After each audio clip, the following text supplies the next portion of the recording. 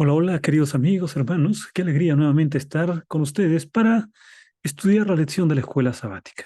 Continuamos con los estudios del libro de Salmos y en esta oportunidad estamos ya en el estudio número 7 titulado Tu amor es grande hasta los cielos. Será sin duda una lección muy interesante, muy importante para nuestra vida espiritual. Antes del desarrollo de la lección, siempre está nuestra invitación para que puedan hacerse parte de esta comunidad. Suscríbanse en este canal y al mismo tiempo también denle un like, un me gusta a este video para que muchas personas puedan ser beneficiadas con el estudio de la palabra de Dios. Nos gustaría invitarlos también para el desafío de las preguntas claves de la lección de escuela sabática. Tu amor es grande hasta los cielos, es el título, y tenemos 5 preguntas claves para poder motivar el estudio de la lección. Incluso también aquellos que desean participar y usar esas preguntas en su escuela sabática, en la pantalla de su iglesia, ahí en la descripción del video podrán encontrar la manera cómo poder compartir en su propia escuela sabática el estudio de la lección y las preguntas claves. Muy bien, vamos entonces directamente al estudio para esta oportunidad, para esta semana. La palabra clave que encontramos aquí es la palabra amor. El título es toda una inspiración, ¿verdad? El título dice, tu amor es grande hasta los cielos. Está hablando de un amor realmente grande. Y vamos a ver entonces en la motivación algo con respecto al amor. Sin duda, el amor es uno de de las palabras que tienen la mayor admiración, el mayor uso, la mayor preferencia dentro de las muchas palabras que existen en el idioma español. Por amor, los seres humanos han conquistado reinos, han hecho proezas, han realizado hazañas. Es el amor la motivación fundamental por la cual los padres de familia salen muy temprano para trabajar por su familia, o las esposas se levantan temprano para atender a su familia, o los hijos son capaces de las más grandes hazañas por sus padres, y ni qué hablar también del amor de pareja, ¿no? Como encontramos en la palabra de Dios, en el libro de Cantares, toda una expresión preciosa que alaba el amor entre el esposo y la esposa. En cierta oportunidad, mi hijo menor, cuando todavía era bastante pequeño, estaba realizando una tarea y mi esposa le estaba ayudando. Él estaba realizando una tarea allí, escribiendo, llenando en blanco algunas definiciones, ¿no? Y entonces decía, por ejemplo, el amor entre los padres y los hijos. Entonces, ¿cómo es que se le llama al amor entre los padres y los hijos? Él no tenía la respuesta, le va a preguntar a mi esposa y mi esposa le dice, bueno, es el amor filial. Y además ese amor abarca también a los miembros de la familia. Y continúa allí el amor entre hermanos. Y entonces ella le dice, es el amor fraternal, amor entre hermanos. Y después ahí estaba leyendo y el siguiente que venía, Carmen, mi esposa, la leyó y decía allí, el amor entre los cónyuges. Y entonces le pregunta a Rubén, ¿y no me vas a preguntar cómo se escribe el amor entre los cónyuges? El amor entre esposo y esposa. Entonces él dijo, no, porque yo sé cuál es ese. ¿Y cuál es ese? Le pregunta a mi esposa. Bueno, ese amor se denomina amor eterno. Bueno, me parece muy interesante esta definición, ¿no? Del amor conyugal como amor eterno. Sin duda, uno puede pensar en el amor conyugal, especialmente aquel que uno siente, que uno proclama en la iglesia cuando pasa frente al pastor de la iglesia y empieza a dar sus votos matrimoniales, ¿no?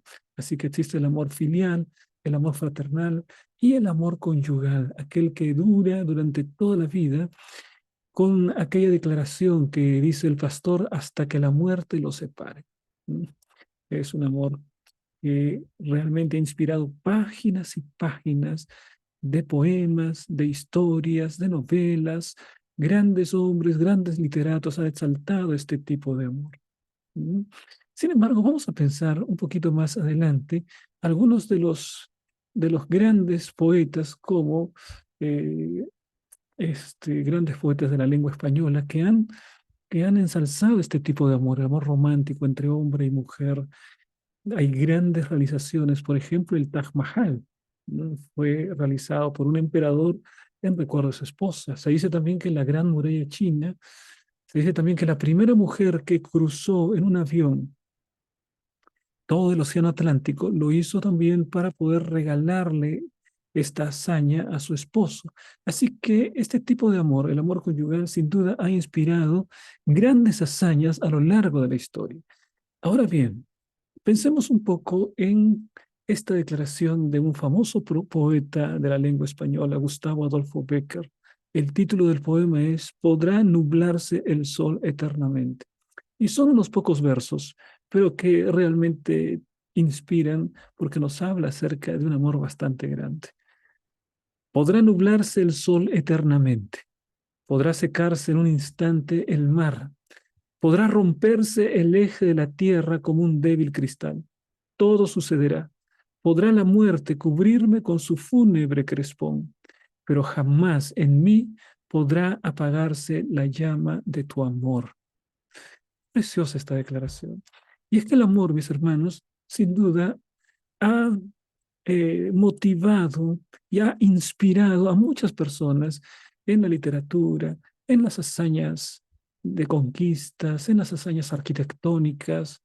El amor es una fuerza que mueve a la tierra, que mueve a los seres humanos, que motiva a la humanidad. Es un valor muy preciado y es un sentimiento que realmente está dentro de los más grandes deseos del ser humano. Todos creo recordamos cuando en el año 1981 se efectuó la boda más famosa del siglo XX, la boda entre el príncipe Carlos y la princesa Diana. Mm, Fue una boda de ensueño realmente, ¿no? Todos los que presenciaron o que pueden ver las imágenes por la televisión, pueden ver lo fastuoso que fue el vestido, pueden ver la riqueza que había en cada uno de los detalles de esta boda, el carro que trajo a los príncipes, un carro lleno de detalles, de mucho lujo, con ciertos aditamentos de oro, y la alegría y la felicidad de los príncipes de Gales en aquel momento, ¿no? Una boda bonita, una ceremonia fastuosa, todo un país aclamando a los novios, millones de personas visualizando esta boda a través de la televisión, la boda de los príncipes de aquel que sería el futuro rey de Inglaterra, año 1981. Poco tiempo después, prácticamente unos 12 años después, ambos se divorciaron. Y la idea de ese cuento de hadas se desmoronó frente a la realidad de la traición, de la infidelidad, de la infelicidad de la propia princesa Diana de Gales, que algún tiempo después falleció trágicamente en un accidente. Y entonces todo aquel ensueño de la boda simplemente se hizo trizas con la realidad de un divorcio que todo el mundo conoció. De manera que, ¿dónde quedaron esos votos de amor eterno? ¿Dónde quedaron esos juramentos de poder permanecer fieles hasta que la muerte los separe? Simplemente quedaron en palabras, a pesar de lo fastuoso de la boda, a pesar de lo lujoso del vestido, a pesar de las flores, a pesar de los carros lujosos, a pesar de las millones de personas que estaban felices con aquel enlace matrimonial. Poco tiempo después todo se desmoronó. Tristemente, mis hermanos, muchas veces el amor del ser humano es un amor que tiene poca duración. Es un amor que está teñido con el egoísmo que es natural al corazón del ser humano, ¿no? De manera que cuando nosotros pensamos en aquello que realmente viene a ser un amor eterno, no encontraremos un amor. Quizá el amor que más se acerque a la idea de amor eterno sea aquel que encontramos entre la madre y los hijos, el padre y los hijos. Es un amor que quizás sea lo que más pureza puede encontrar en el corazón del ser humano. Sin embargo, también existen tristes ejemplos acerca de padres y de madres que abandonan a sus hijos y que no tienen ese sentimiento natural que habita incluso hasta en los propios animales entre los padres y los hijos. Sin embargo, mis hermanos, nosotros podemos ir a la palabra de Dios y ahí encontramos en Romanos capítulo 8, versículos 38 y 39, una declaración que realmente es preciosa. Por lo cual estoy seguro de que ni la muerte ni la vida, ni ángeles ni principados, ni potestades, ni lo presente ni lo porvenir, ni lo alto ni lo profundo, ni ninguna otra cosa creada nos podrá separar del amor de Dios que es en Cristo Jesús, Señor nuestro. Si en la esfera humana hay actos de amor que pueden sorprendernos, y sin embargo, el corazón humano está lleno de egoísmo que no conoce a profundidad lo que es realmente el amor. En la palabra de Dios encontramos la descripción de un amor que está más allá de nuestra comprensión. El amor que Dios tiene por su creación, el amor que Dios tiene por sus criaturas, el amor que Dios tiene por ti y por mí. Cosa maravillosa, mis hermanos. No hay ninguna cosa que nos puede separar del amor de Cristo. Nadie puede separarte, mi querido hermano. No importa cuál es la situación que estés enfrentando. No importa que tú te sientas indigno del amor de Dios. No importa si estás pasando el momento más oscuro de tu vida. No importa si estás sufriendo en tu corazón, por favor, jamás olvides esta declaración que encontramos en la palabra de Dios. No hay nada, no hay nadie que pueda separarte del amor de Cristo.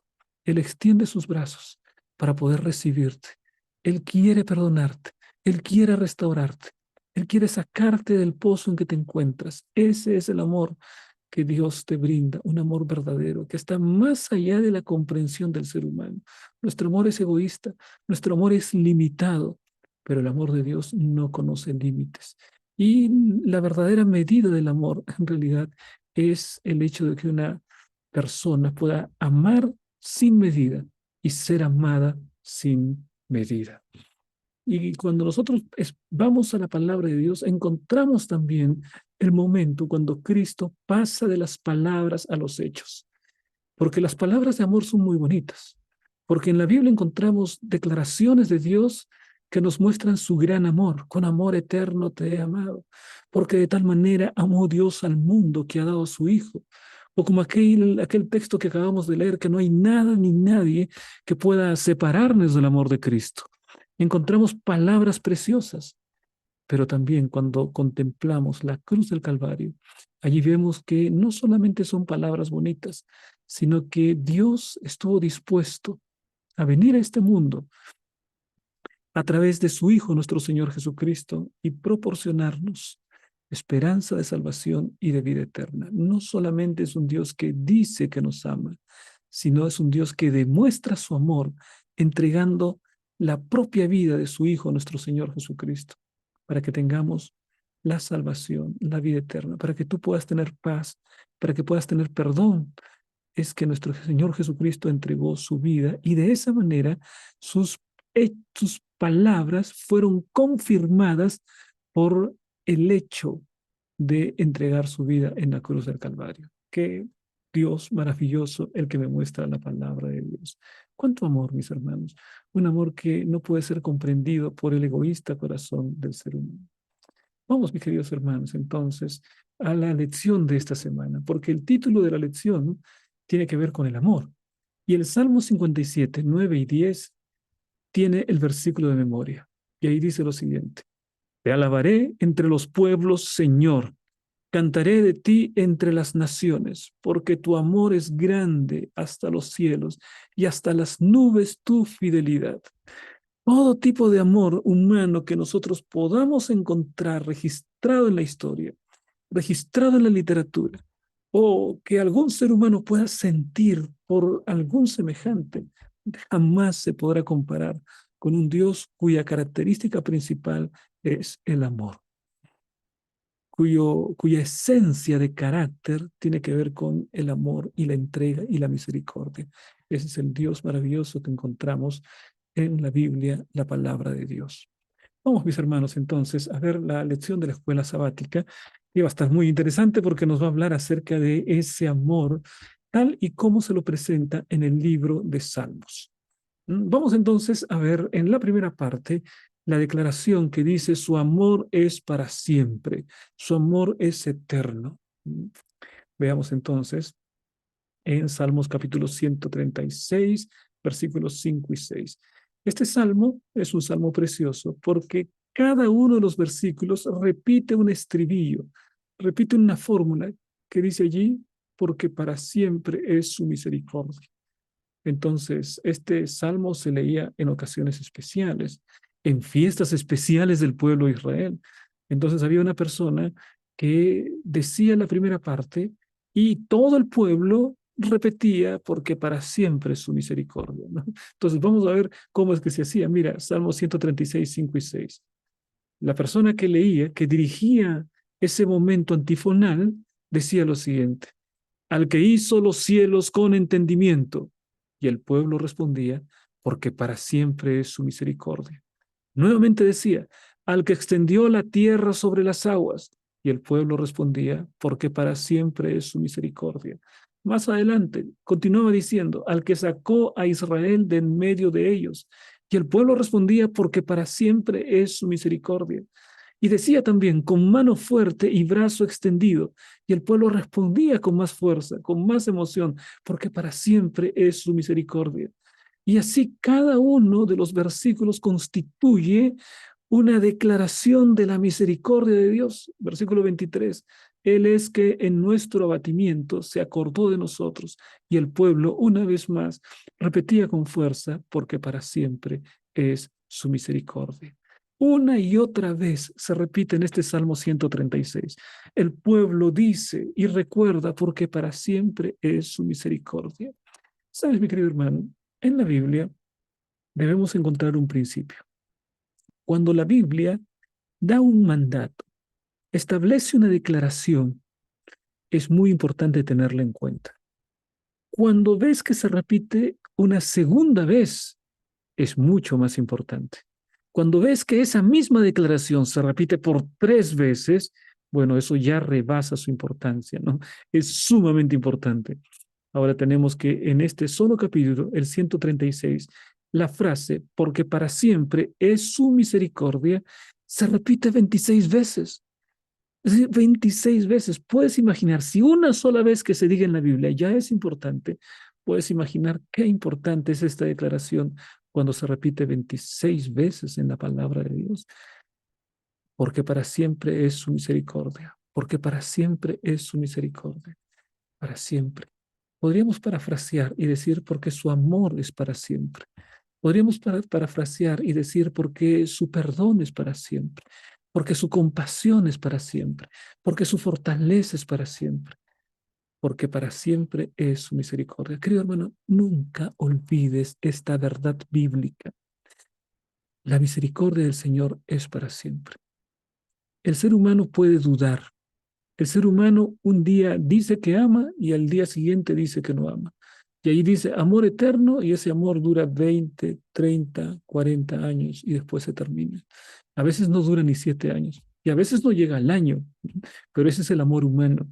Sin embargo, cuando vamos a la palabra de Dios, encontramos la consistencia, la permanencia, la perseverancia eterna de este amor, porque para siempre es su misericordia. Mi querido hermano, desde el momento que tú naciste, cuando empiezas a respirar, cuando viniste a este mundo, desde ese momento, las misericordias de Dios se han multiplicado sobre tu vida. Cada día es una misericordia diferente. Cada día es una oportunidad que Él te da para poder ser feliz. Cada día es una oportunidad que te da para que puedas perdonar. Cada día es una oportunidad que te da para aprender a reflejar el carácter de Cristo, para que puedas amar como Cristo ama, para que puedas perdonar como Cristo ama, para que puedas ser misericordioso como Cristo ha sido misericordioso contigo. Entonces, el propósito que encontramos en la palabra de Dios es no solamente describir lo que Dios es, sino también describir lo que tú y yo podemos llegar a ser si es que nos colocamos en las manos del Señor. Si la Biblia describe a Dios para siempre su misericordia, para siempre su misericordia, me está diciendo que la característica más importante es la misericordia, es el amor, es la compasión. Y me está invitando para que yo también pueda cultivar en mi vida la misericordia, el amor y la compasión. Entonces, ¿cómo es que tú puedes vivir realmente una vida cristiana victoriosa? estando al lado de Jesús, aprendiendo con Jesús, teniendo comunión con Él a través de la oración, a través de la lectura. Y esa cercanía y esa intimidad con Cristo hará que tú puedas ser misericordioso como Cristo es misericordioso. Esa intimidad con Cristo, mi hermano, hará que tú puedas ser perdonador como Cristo es perdonador. Hará que tú puedas amar como Cristo ama. Es decir, podrás, por la gracia de Dios, incorporar el carácter de Cristo en tu vida. La Biblia no solamente me dice que Dios es misericordioso, la Biblia me invita para que yo sea misericordioso como Dios es misericordioso. ¿Cómo es un padre misericordioso? ¿Cómo es un hijo misericordioso? ¿Cómo trata a su cónyuge un hombre misericordioso? ¿Cómo trabaja en su vida diaria? ¿Cómo se relaciona con las personas alguien que ha recibido la misericordia y que ahora comparte la misericordia de Dios? ¿No sería una mejor sociedad? ¿No sería una mejor familia?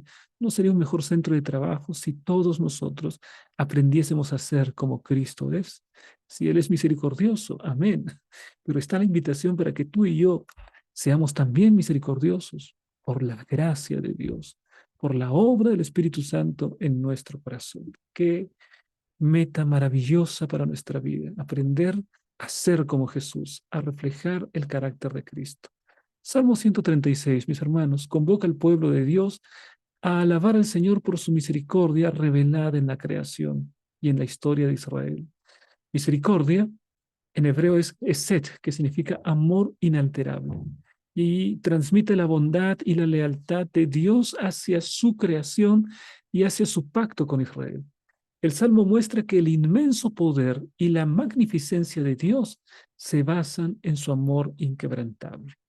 La característica más importante de Dios no es su grandeza, no es su eternidad, no es su omnipotencia, aunque todas esas son características importantísimas que describen el ser de Dios.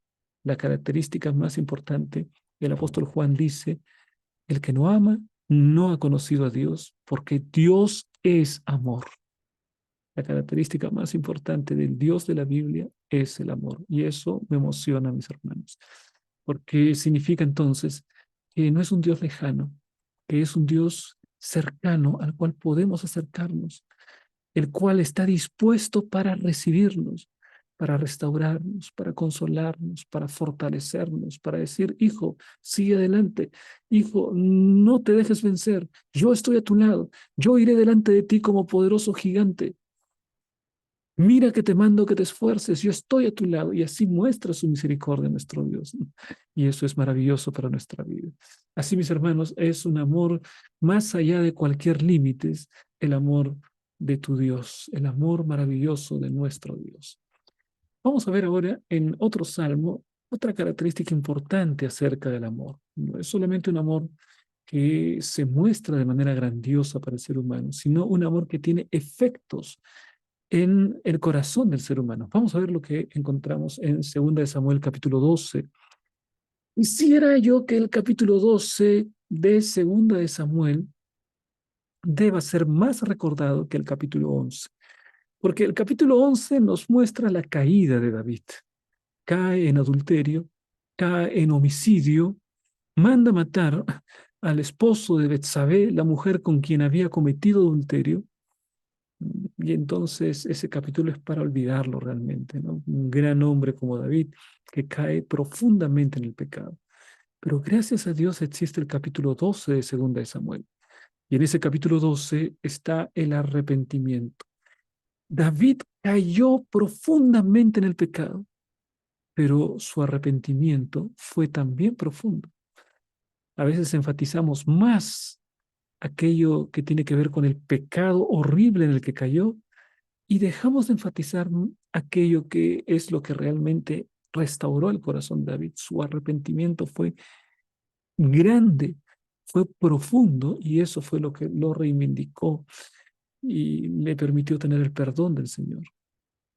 Natán va a conversar con David, conoce la historia y Natán tiene la misión de hacerle ver a David lo terrible, lo horrible que es el pecado, a decirle que Dios sabía lo que había pasado, David pensaba que en su cámara secreta nadie sabía lo que había sucedido, que ese pecado había sido un pecado escondido. Lo que no sabía es que Natán tenía que hacerle ver qué condición era la que él estaba en aquel momento teniendo. ¿Mm? Entonces dijo David a Natán, pequé contra Jehová. Y Natán dijo a David, también Jehová ha remitido tu pecado, no morirás. ¿Cuál fue la razón por la que Dios perdonó a David?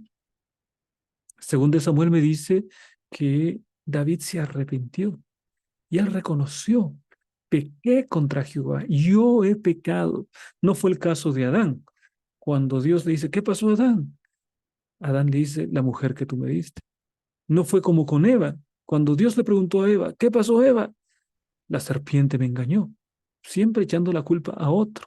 No fue el caso de David. David asumió, yo he pecado, yo tomé la decisión, yo caminé hacia el abismo, yo me tiré hacia el abismo, yo he pecado, fue mi decisión, nadie más tiene la culpa. Él podría haberle echado la culpa a Betsabé, Betsabé tiene la culpa.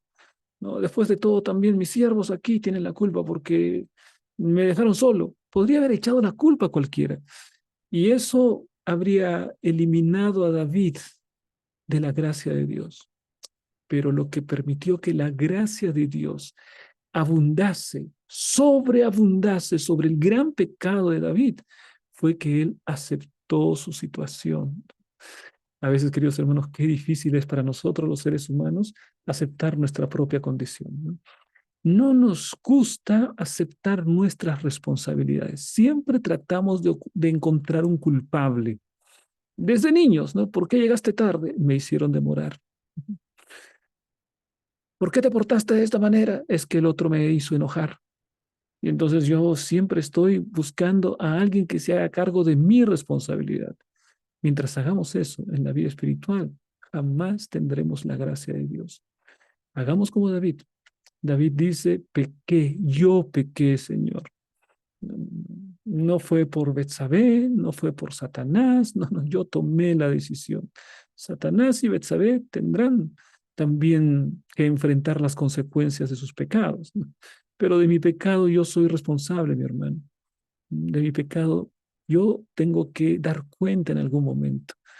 Por eso que necesito arrepentirme, necesito confesar para poder experimentar el perdón que viene desde el trono de Dios. Ahora, el Salmo capítulo 51 nos habla acerca del corazón arrepentido de David y allí puedes examinar la profundidad del arrepentimiento que tuvo David después de haber pecado y después que Natán demostró lo terrible de su condición pecaminosa. Salmo 51:1. Mira cómo dice.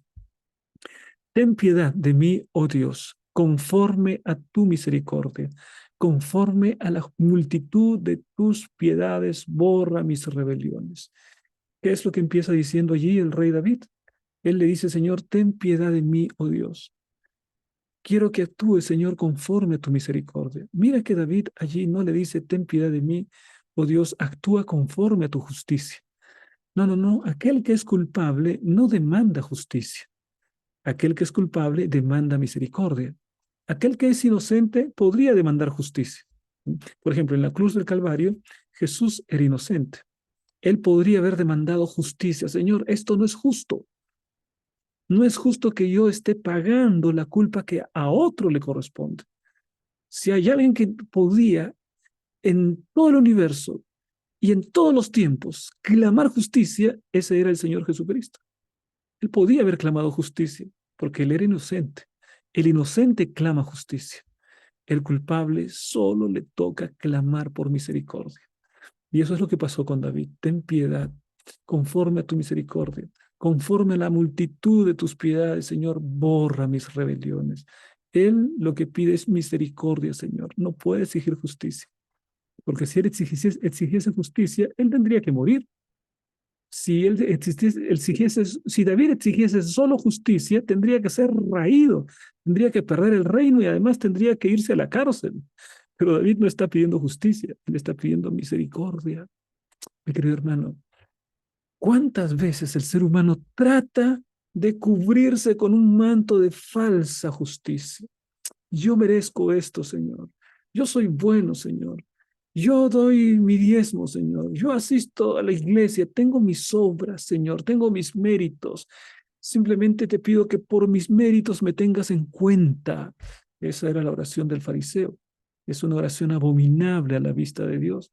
En cambio, la oración del publicano, Señor, ten misericordia de mí que soy un pecador. Y el publicano es aquel que regresó justificado, Dios lo perdonó. Aquel que es culpable solo pide misericordia. Ahora, mi querido hermano, todos pecaron, por tanto, todos necesitan desesperadamente de la misericordia, no de la justicia, de la misericordia. Por eso que tú y yo, como David, tenemos que acercarnos delante del Señor, reconocer nuestro pecado, decirle, ten piedad, Señor, ten piedad. Señor, conforme a tu misericordia, Señor, conforme a la multitud de tus piedades, borra mis rebeliones. Perdóname, Señor. Es decir, por gracia, perdóname. Salmos capítulo 51, 6 dice lo siguiente. He aquí, tú amas la verdad en lo íntimo, y en lo secreto me has hecho comprender sabiduría. ¿Qué es lo que ama el Señor? Lo que ama el Señor es la verdad, y el Señor conoce la verdad. El Señor sabe exactamente qué es lo que ha sucedido. Discierne tu corazón, sabe lo que estás pensando. Aquello que crees que permanece oculto, en realidad no está oculto, está a la vista de Dios. Y entonces el Señor quiere que puedas tú hablar con la verdad, no disfraces tus sentimientos, no disfraces tus acciones, no, sino ven y sométete a la misericordia de Dios, quebrántate, ya no queda otro camino. Al pecador no le queda otro camino sino quebrantarse y decirle como el salmista, Señor, mm, llego ante ti por misericordia, Señor. Yo sé que tú conoces la verdad, sabes la verdad, Señor, y entonces yo siento este pesar dentro de mi corazón porque soy culpable, Señor. Entonces te pido que puedas restaurarme. No vengo con pretextos, no vengo con explicaciones, no vengo con justificaciones, vengo como lo que soy, un pobre pecador, un pecador que no tiene buenos pensamientos, que no tiene buenas palabras, que no tiene buenas acciones. Ese soy yo, Señor, pero vengo delante de ti para que puedas librarme de este yugo de muerte que es el pecado, para que puedas perdonarme y puedas restaurarme. Y esta es la declaración que encontramos en Salmo 51:10. Crea en mí, oh Dios, un corazón limpio y renueva un espíritu recto dentro de mí. Qué declaración bonita, ¿no? Qué declaración maravillosa. Crea en mí, oh Dios, un corazón limpio. Señor, mi corazón no es un corazón limpio. Tengo propensión hacia el pecado. Tengo la naturaleza pecaminosa. Mi corazón está sucio. Cuando se habla de corazón en la Biblia, se habla acerca de nuestro mundo interior, de nuestra mente, se habla acerca de nuestra voluntad, se habla de la sede de nuestros pensamientos. Eso es el corazón, la mente, nuestros pensamientos, nuestra voluntad, nuestro raciocinio. Entonces, cuando el salmista viene y dice, crea en mí, oh Dios, un corazón limpio, le está diciendo, Señor, quita este corazón y crea uno nuevo. Este corazón no me sirve para obedecerte. Este corazón no me sirve para serte fiel. Yo necesito un nuevo corazón y tienes que crear, Señor. Te pido, Señor, crea en mí, oh Dios, un corazón limpio. ¿Sabes que esta palabra, crear, es la misma palabra que encontramos en el primer versículo de la Biblia? El primer versículo dice, en el principio creó Dios los cielos y la tierra. En hebreo, la declaración es Bereshit bara Elohim.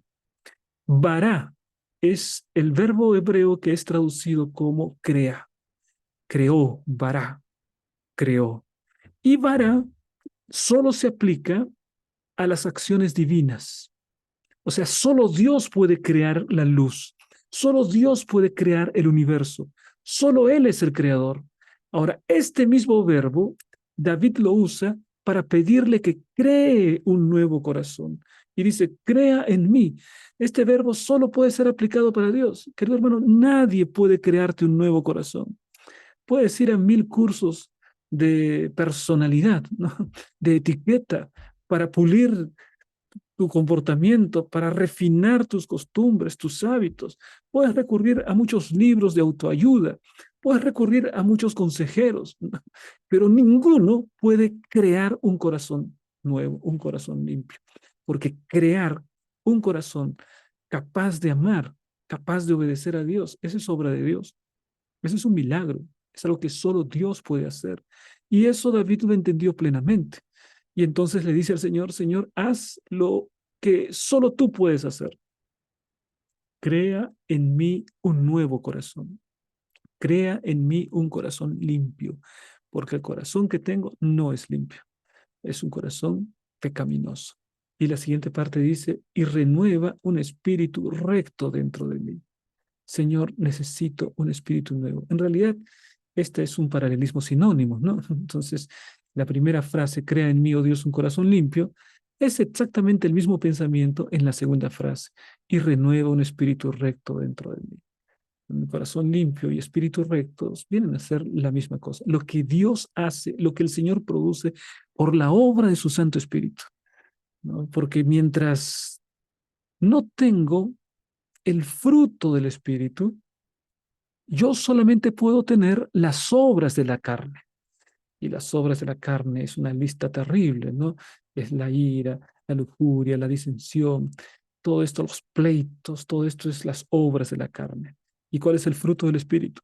Amor, gozo, paz, paciencia, benignidad. Bueno, un corazón malo lo que va a realizar son las obras de la carne. Un corazón transformado lo que va a realizar son el fruto del Espíritu. Entonces, yo no necesito primero transformar mis actos, necesito primero experimentar la transformación de mi corazón, porque un corazón transformado será ahora el que dará el fruto del Espíritu. Amor, gozo, paz, paciencia. Entonces, mi hermano, busca la transformación del corazón. Es lo que en la Biblia dice el nuevo nacimiento, el cambio completo. Ese es el centro de la vida cristiana. No es la victoria sobre el pecado. La victoria sobre el pecado es la consecuencia. El centro de la vida cristiana es la intimidad con Dios que cambia mi corazón. Y cuando mi corazón está cambiado, entonces puedo vencer el pecado. Entonces soy victorioso por medio de aquel que nos amó. Vamos a la siguiente parte en el estudio de la palabra. Ahí encontramos una declaración. El rey David apela a Dios para que lo trate no conforme a lo que merece su pecado, que sería pedir justicia, sino conforme a su carácter divino, es decir, su misericordia, su fidelidad y su compasión. Así, de la misma manera, mis hermanos, nosotros debemos llegar al trono de la gracia como David, asumiendo nuestra culpa, confesando nuestro pecado y disponernos a la gracia de Dios, a la misericordia del Señor. Vamos por esta siguiente parte. Señor, si miraras los pecados. Aquí encontramos otro salmo precioso que tiene que ver con la grandeza, la misericordia del amor de Dios. Salmo 133. Jehová, si mirases a los pecados, dice, ¿quién, oh Señor, podrá mantenerse? Está diciendo, Señor, si cuando me presento delante de ti, lo que miras no es a mí pidiendo perdón, sino miras a mis pecados, entonces definitivamente yo ya no tengo esperanza. Señor, si miras mis actos, si miras mi corazón, definitivamente no hay esperanza para mí. Señor, cuando me presente delante de mí, de ti, por favor, no mires mis pecados. Por favor, no mires mis pecados. Mira mi arrepentimiento, mira mi confesión. No mires mis pecados. Si Jehová mirase a los pecados, dice el Salmo, ¿quién, oh Señor, podrá mantenerse? Nadie podrá mantenerse. Si Dios mira los pecados. Felizmente que Dios no es como nosotros, ¿no? A nosotros nos encanta mirar los defectos de las personas. A nosotros nos encanta mirar los pecados de las personas. Cuanto peor van los demás, mejor nos sentimos nosotros. No, pero este es un pecador. Comparado con él, yo soy un santo, ¿no? Comparado con este que está en la cárcel, que ha matado a tantas personas, yo soy buenísimo. Entonces, Señor, mira, yo soy mejor que él. No estoy como este, como decía el fariseo, no soy como este publicano. El publicano aceptó. Entonces, mira, si Dios mirase a nuestro corazón, ninguno se sostendría, porque nuestro corazón es pecaminoso. Gracias a Dios, Él no mira nuestro corazón, sino que Él mira nuestro arrepentimiento y extiende su gracia por nuestro arrepentimiento. Salmo 138. Y Él redimirá a Israel de todos sus pecados. Redimirá que antiguamente el redimir tenía que ver con pagar el precio por el rescate de una persona, especialmente en el tiempo de los esclavos, ¿no? Y los esclavos, si querían obtener su libertad, tenían que pagar una cuenta, ¿no?, para obtener su libertad. Pero a veces venía otra persona y pagaba la libertad del esclavo y le decía, yo pago al esclavo. Y el esclavo quedaba como, digamos, ya no esclavo del primer dueño, sino de aquel que lo compró. Pero cuando lo compró, ahora le dice, mira, yo te he comprado para que seas libre. Yo no quiero que seas mi esclavo, sino que seas libre. Y eso es la redención, ¿no? Redimirá a Israel. Mira la fe que tiene el salmista, porque él dice, y él redimirá a Israel de todos sus pecados. No hay un ápice de duda, no hay una sombra de incredulidad. Él redimirá a Israel. Y dice allí, no de parte de sus pecados, no de la mayor parte de sus pecados. Él redimirá a Israel de todos sus pecados, incluyendo aquellos que son los más horribles. Delante de los hombres hay pecados que son grandes y pequeños, horribles y más o menos, ¿no es cierto? Esa es la escala que nosotros hacemos. Delante de Dios todos son iguales y el Señor perdona a todos. Miqueas 7:19, otra vez, Él volverá a tener misericordia de nosotros, sepultará nuestras iniquidades y echará en lo profundo del mar todos nuestros pecados. Qué cosa maravillosa, ¿no? El Señor echará en lo profundo de la mar todos nuestros pecados. ¿Sabes que la parte más profunda del mar tiene aproximadamente 11 kilómetros? Y el ser humano tiene muchas dificultades para poder llegar a esa profundidad, 11 kilómetros, por la terrible presión que existe que destruye cualquier nave. Bueno, allí en forma figurativa está nuestros pecados, en lo profundo, ahí donde el ser humano no puede llegar prácticamente, ¿no? Ahí está, en lo profundo de la mar, nuestros pecados. Salmo 130, versículo 7. Espere Israel a Jehová, porque en Jehová hay misericordia y abundante redención en él. Espera, hay misericordia en Jehová, mi hermano, y hay abundante redención. Por favor, no creas que no hay esperanza. ¿Será que estoy en este momento hablando para alguien que está en el momento más triste de su vida, que no tiene ninguna esperanza? Alguna persona que incluso está tomando una decisión definitiva, ya no quiere ver con la vida y no piensa que hay otra esperanza. Mira, espera, Israel a Jehová, en Jehová hay misericordia y abundante redención con él. Hay salvación, hay esperanza. Querido hermano, cuando estamos con el Señor, nada está perdido. Nada está perdido. Siempre hay una esperanza al lado del Señor Jesucristo. Salmos 69:28. Sean raídos del libro de los vivientes y no sean escritos entre los justos. Es decir, aquí tenemos también qué es lo que sucede con aquel que finalmente rechaza la gracia de Dios. Rechaza, tendrá que enfrentar las consecuencias de sus propios actos. El Señor ya proveyó todo para la salvación. Hasta la propia muerte de Jesús ha sido provista para tu salvación. Es más difícil perderse que salvarse. Es más difícil perderse que salvarse por lo que Cristo ya hizo por nosotros en la cruz del Calvario. Como creyentes formamos parte de una comunidad y lo que impacta en una parte de ella repercute en todos. No solamente nosotros vemos al salmista que pide por sí mismo, por su propio corazón, ¿no? Él pide por su pueblo, él pide por todos, todo Israel y asegura que la salvación provista por Dios es para todo Israel también. Vamos, mis queridos hermanos, a la siguiente parte de la lección. Alabanza al Dios majestuoso y misericordioso. ¿Cuál es la respuesta natural? Hemos visto esa misericordia maravillosa. Hemos visto la gracia del Señor que se extiende, la capacidad de perdonar. ¿Qué es lo que surge en el corazón del ser humano? cuando descubre lo tremendo, lo majestuoso y lo misericordioso que es nuestro Dios? Bueno, la respuesta es la adoración. La respuesta es la alabanza. Veamos en Salmos 113, 2 y 3. Sea el nombre de Jehová bendito desde ahora y para siempre. Desde el nacimiento del sol hasta donde se pone, sea alabado el nombre de Jehová. Entonces, ¿cuál es la respuesta? La alabanza, el deseo de bendecir el nombre del Señor. Dice allí, desde el nacimiento del sol hasta donde se pone. ¿Dónde es que nace el sol? Bueno, el sol nace en el oriente, ¿no? ¿Y dónde se pone el sol? En el occidente. Y el sol recorre y alumbra toda la tierra.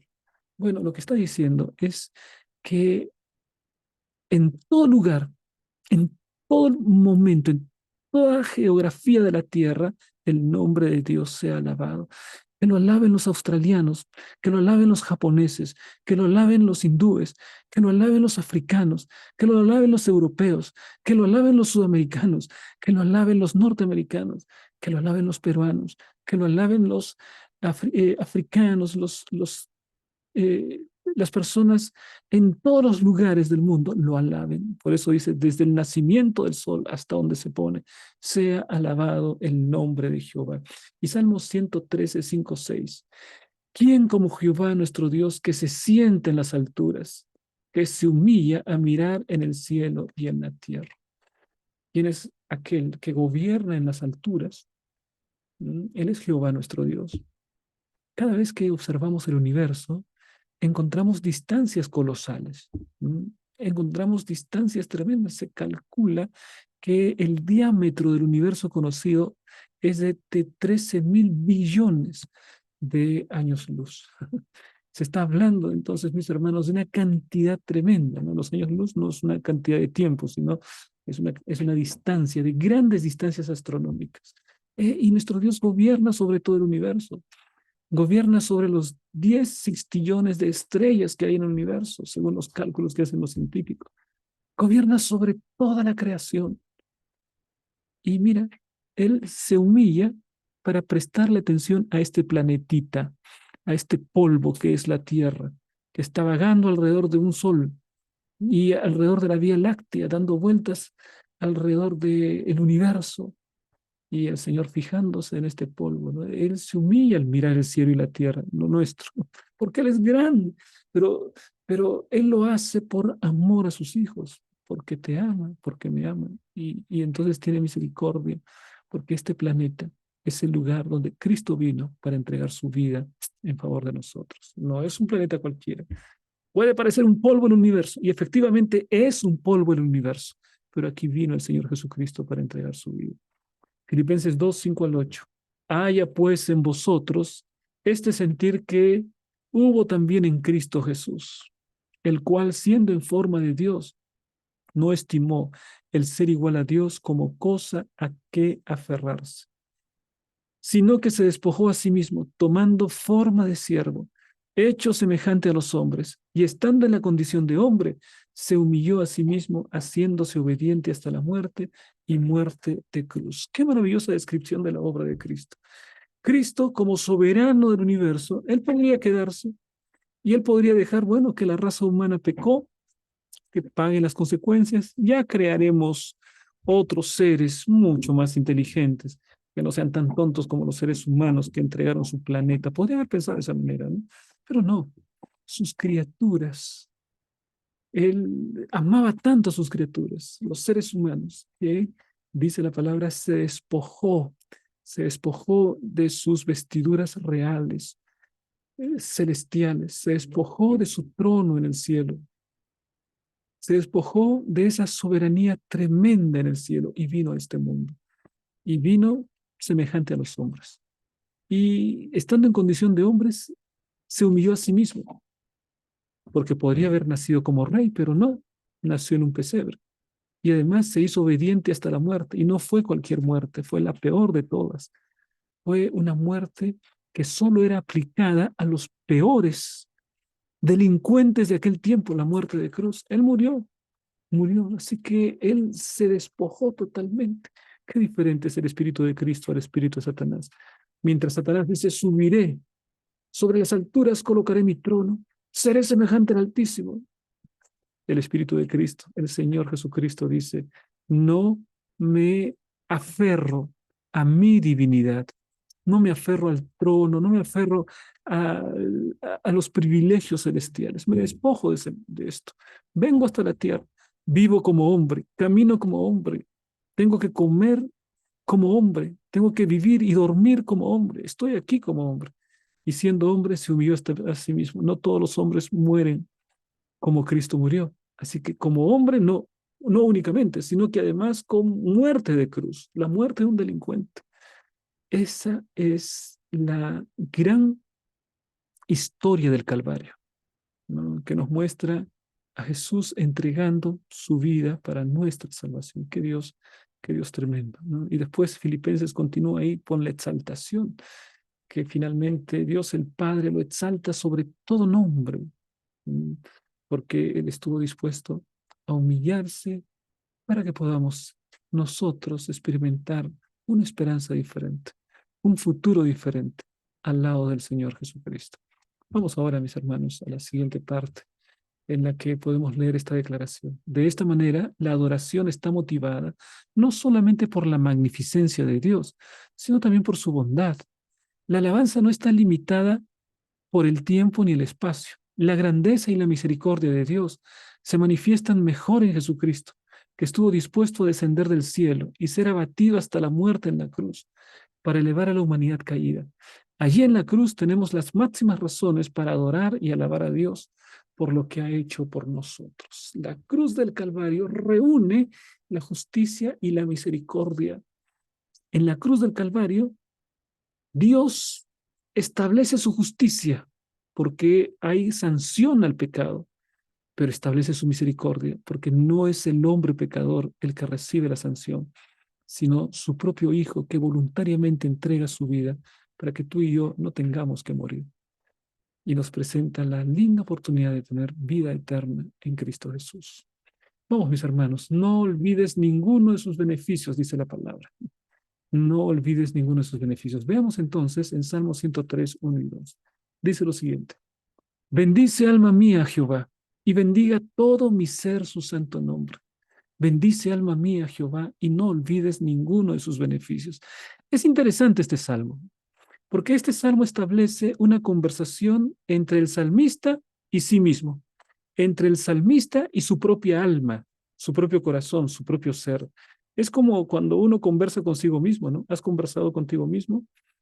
A veces no te has dicho, pero ¿por qué hiciste eso? ¿No te has preguntado alguna vez? Cuestionándote a ti mismo, pero qué tonto eres, ¿no? A veces decimos eso, ¿no? O salimos al espejo, o algunos que se ven en el espejo, ¿no? Y pueden decir, pero qué bonito que estás, ¿no? Bueno, conversar con nosotros mismos. Bueno, aquí el salmista conversa consigo mismo. Y entonces dice, bendice alma mía a Jehová. O sea, se está arengando, está diciéndose a sí mismo, tienes que bendecir el nombre del Señor. ¿Sabes por qué? Porque esa no es una actitud espontánea. Lo espontáneo en el ser humano es confiar en sí mismo y alabarse a sí mismo. Sin embargo, para poder alabar el nombre de Dios, yo necesito ir contra mi propia naturaleza pecaminosa. Por eso es que el salmista se arenga a sí mismo, ¿no? Bendice, alma mía, a Jehová. Bendiga todo mi ser su santo nombre. Bendice, alma mía, a Jehová. No olvides ninguno de sus beneficios. El salmista está hablando consigo mismo. Ahora, el Salmo 103, 4 y 5. A ver, él dice, el que rescata del hoyo tu vida, continúa hablando consigo mismo, ¿no? Dice, mira, él te rescata, alma mía. El que te corona de favores y misericordias. ¿Cuántos favores, cuántas misericordias? El que sacia de bien tu boca, de modo que te rejuvenezcas como el águila. El salmista conversa consigo mismo. ¿Sabes por qué? Porque la tendencia nuestra es a olvidar las cosas que Dios hace por nosotros. Tenemos una tendencia horrible a olvidar. Olvidamos que Él nos da la vida, olvidamos que Él nos da la salud, olvidamos que Él nos da la familia, olvidamos que Él nos da nuestras facultades, olvidamos que Él nos da nuestra inteligencia, lo olvidamos todo. Y pensamos que eso es natural, que lo tengamos, que hasta nos merecemos tener eso. Y sin embargo, la arenga que nos hacemos es, mira, no olvides ninguno de sus beneficios. Mira, él es quien te corona. de favores y misericordias. Conversa contigo mismo, hermano, así como el salmista. Él que sacia bien tu boca de modo que te rejuvenezcas como el águila. Él te da alimento y te rejuveneces. Salmo 103:10. No ha hecho con nosotros conforme a nuestras iniquidades, ni nos ha pagado conforme a nuestros pecados. O sea, si Dios tuviese que actuar conforme a nuestras iniquidades, estaríamos desaparecidos, ¿no? Si Dios mirase el pecado, estaríamos desaparecidos. Pero Él no ha hecho eso. Él nos ha mirado con misericordia. Él te vio con amor eterno te he amado, dice su palabra. Nos mira con misericordia. Ese es el Dios de la Biblia, mi hermano. No es el Dios espantoso, terrible, los rayos de la destrucción, no.